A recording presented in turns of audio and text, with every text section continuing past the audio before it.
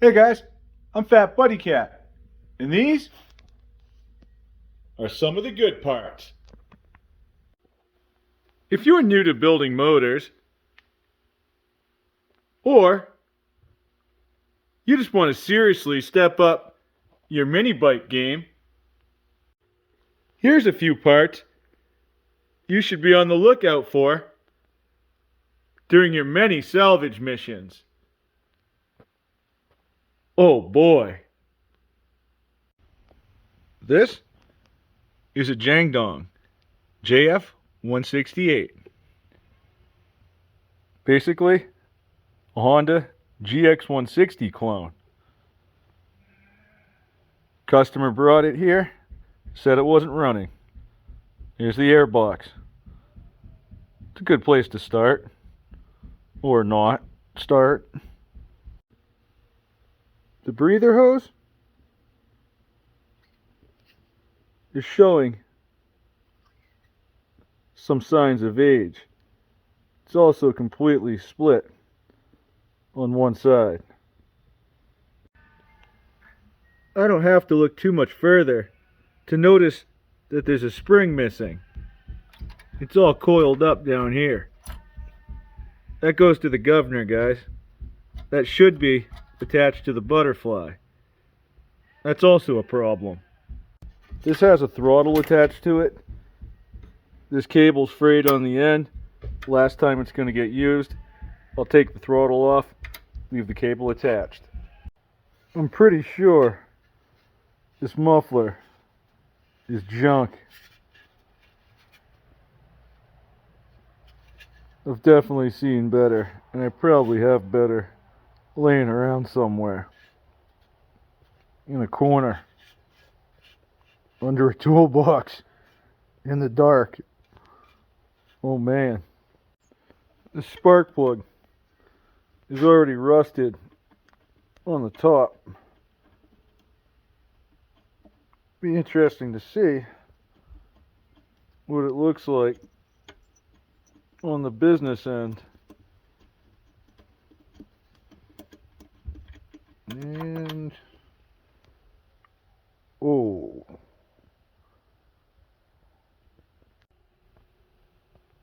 the washer is missing. I don't think it made contact with the piston, but that is not ideal in any way, shape, or form. Next, I'm going to pull that carburetor. We're just going to consider that out of the picture. It's safe to say that this carburetor has done everything it's supposed to do. It had a good life. This insulator looks like it had a hard life. She held in there though, right to the last pull. Up next, I'm going to get this tank. To get the tank, it's attached to a really dry line. I don't want to just start pulling that, so the shroud's coming too. I'm not expecting a beauty contest. Maybe an acorn's cachet. What was that?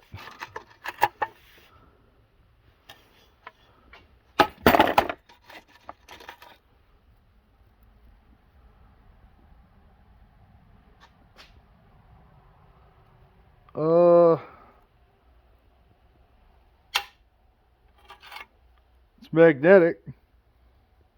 So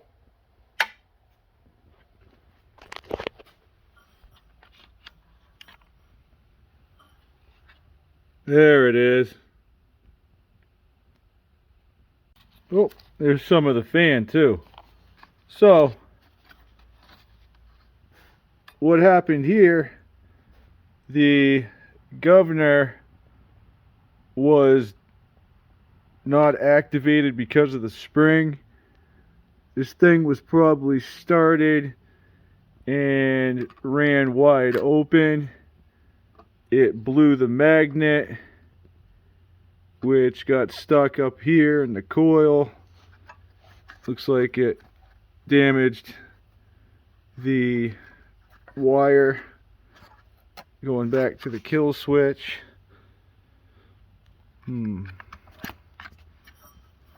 Still spins though. Makes noises. Had a little compression too.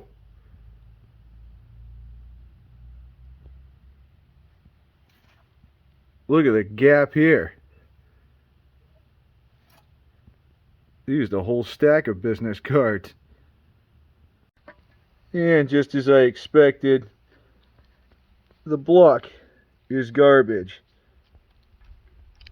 That's the post that typically holds your coil on. Womp womp womp. You gotta be careful with this dry line. I'm gonna go ahead and get that tank out of there.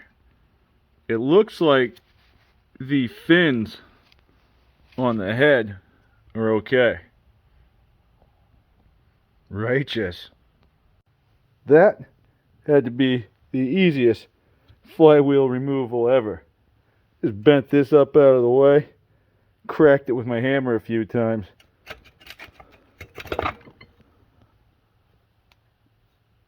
Wham bam bla jam.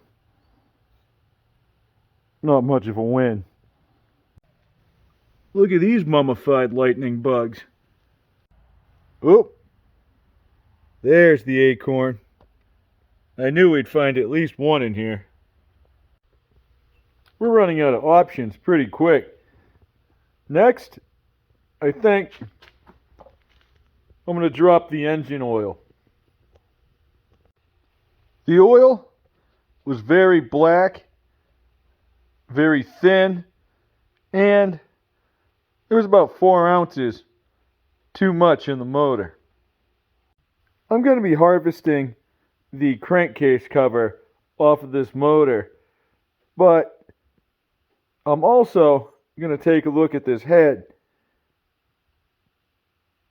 At this point, I might as well leave this paperweight right here.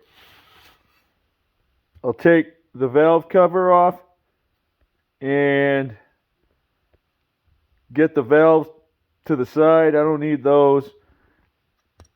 I'll get this head off. 4 bolts. 8 if you include these. This has not been off in a very long time, if at all.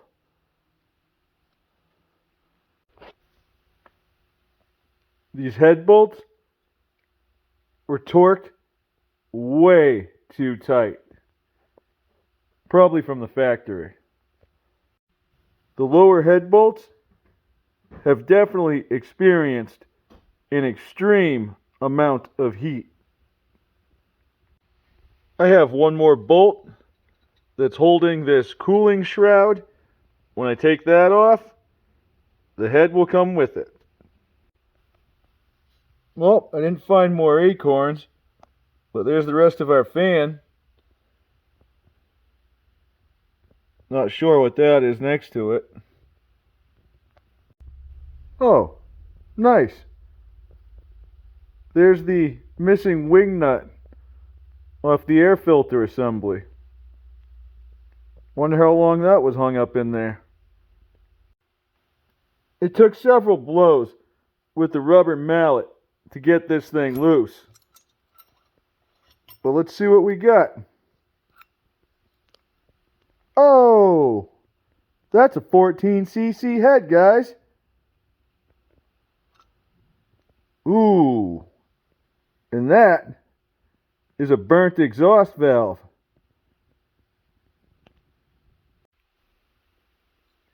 I'm going to be taking a closer look at this head and checking the valve seats. But I can tell you right now, this is a come up. There's a good amount of debris just sitting on top of the cylinder. There's some scoring on the top and some really bad wearing from the rings. This motor had a broken airbox, so particulate and objects slightly larger than particulate have found their way into this motor. They hung out up here and eventually made it down inside. All right. We'll keep those. I have a pretty sweet collection of bolts and such going. I'm going to get them more organized one of these days. But these crankcase bolts can also be used for things like holding on torque converter plates. It's the right length too, I think. 8 blows. That's what it took.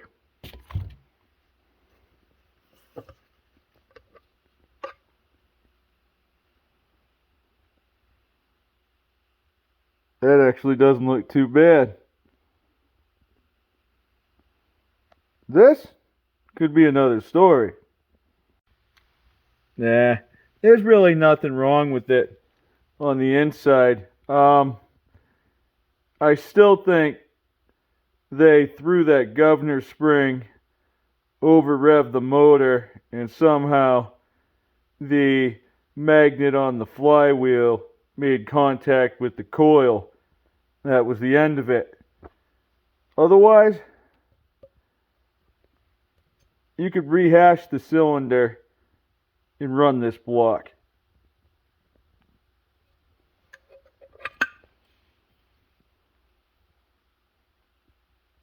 It's obviously just a stock job. We don't need any of this stuff. It's all recyclable. Well, since I have the flywheel off already, I'll just take the 2 conrod bolts off and take the crank. You never know who might need a 3/4 clone crank. It's a shame, man. The bearings are really good. I mean, like, really, really good in this block. The cam journal is quite substantial. Not a bad piece of aluminum. This crank hasn't even gotten that hot. This was a governed motor for a mini bike. This was a non-oil sensor mini bike motor right from the get-go. So until this thing blew, and it really didn't blow, but until the flywheel gave up, this thing didn't see that much action. While I'm here, I'm going to go ahead and knock that governor gear off there. Nobody has time for that. It's funny how I'm starting to recognize cam profiles. Right away I looked at this one, I knew it wasn't a 196. Huh, pretty neat. I don't really need this either though. On the piston, you can see all sorts of junk. There was dirt and material all up in these rings. Personal space.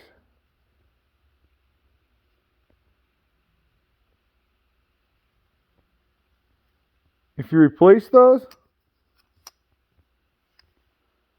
you could reuse this piston. That'll clean off. That's just some carbon. The rod? Well,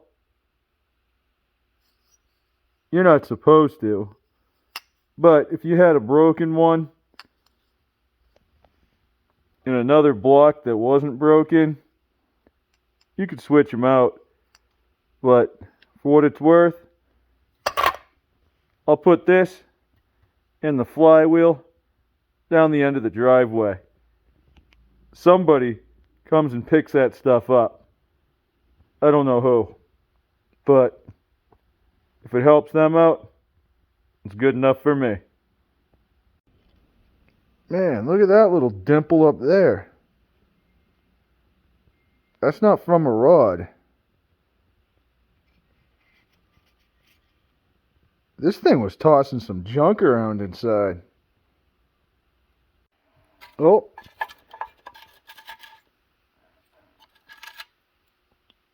Here's the rest of the magnet, or what's left of it. I guess that's the magnet, and this would be the retainer piece. Ooh, you see there? That trauma right there is from a hard, direct hit. I would think if the coil had vibrated itself loose and hung down, we would have a wear mark along the face of this retainer.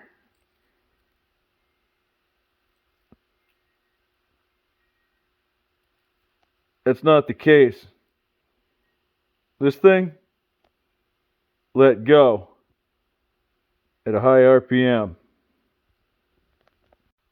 I'm going to clean this mess up. We'll take a good look at our bounty. Well, I've gone this far. I might as well take it a step further. Clean all this stuff off. I'm going to put these in a bucket with some soap, water, and a little bit of degreaser. While that's soaking, I'm going to break down this head. Definitely going to be getting rid of those valves. The first thing coming off the head is going to be these studs. And then I'll take out the rockers.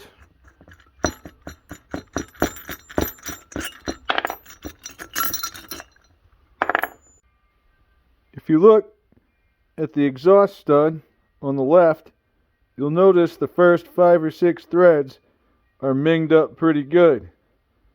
Well, that's from whoever torqued the nut on when they lashed the valves at the factory. Pull those studs out too, along with the guide plate. Remove any caps, retainers, and springs.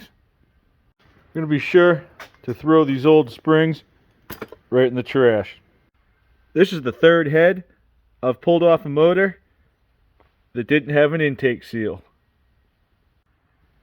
Last thing I'll take out is those nasty valves. I think I'll be able to clean those seats up. Take this thing and toss it in that bucket of soap and degreaser for a little bit. Get a better look. Oh, there's one cleaning. Looks like our acorn was actually roasted. That thing was in there when this motor still ran. I got this head cleaned up, and under further inspection of the hardware, this is that stud that the threads were minged up on the top. But if you actually look at the entirety of the stud, it's bent. These were in extremely tight. Not good. I'm probably not going to use much from any of this valve train. We're mostly after this gem right here. I already matched these valves up to some other clone GX160 valves I had out of another head. So I'm going to do away with everything that was inside of this one. I got everything all cleaned up. Let's take a look at how we did. Over here, we have a nice red fan shroud. I can tell just by holding it that this is a good one. Sometimes the aftermarket ones are a little bit thinner on the cyborg meat. Speaking of aftermarket, this is an OEM quality pull start. It's a little beat up. It's not perfect, but it's still good to have. Same with this gas tank. It's actually in really good shape. The filter wasn't even that bad. I took it out anyway. Let this thing dry out. There's no rust in it, and it even has a nice vented gas cap. The seal's still soft too. I don't know if you'll be able to see inside, but it's not bad at all. It's almost like new. I wonder if this thing sat dry for a while.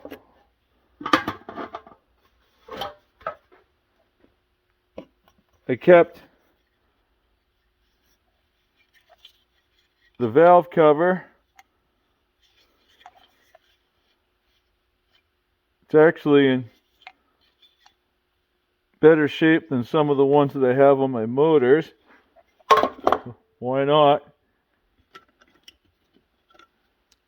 I got these oil plugs pulled out just to show you how thorough I am when it comes to cleaning these things. I'm not using a parts cleaner, and I could still probably get a little bit out of there. But as it sits, I oiled the bearing,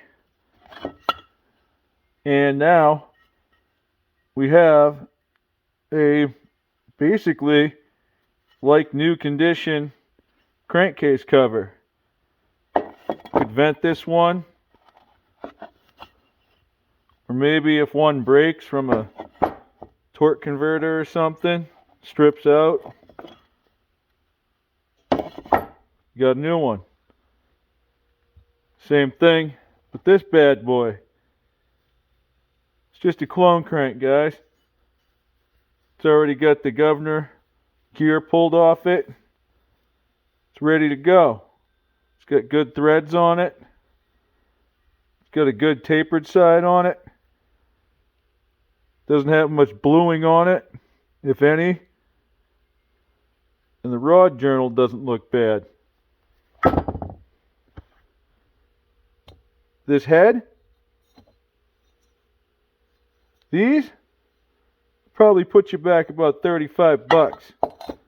So if you have one and you know how to use them, get them while you can.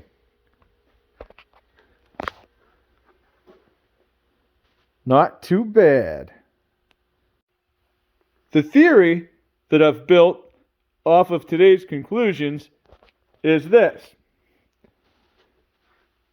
This motor, guys, came off of an MB165, also known as a Baja Mini. This bike was equipped with the satellite kill switch. Over time, numerous electrical gadgets and switches were wired to this thing. One of them not being a working kill switch. So, once this motor was started, there was 3 ways. Choke, right? Kill the air source, turn off the fuel, or you'd have to pull the spark plug, right? One of those 3. So, we also found right off the bat that this had a faulty governor spring. Not the return spring, but the actual actuator spring, we'll call it, that goes back to the armature and controls the butterfly. It's very finicky, and when that spring is not attached, the butterfly goes to the full open position. When it's at the full open position, there's a problem. The governor probably wasn't activated, so it exceeded its limitations, and sometime before valve float, given its record of astounding maintenance, it's not completely unlikely that this magnet dislocated itself and then made complete contact with the coil. At that point, it removed the coil from the block by snapping one of the posts. At least these parts have a second chance at life around here. Because as always, it's a work in progress. Have a good night, guys. Thanks for watching. I'll catch you on the next one.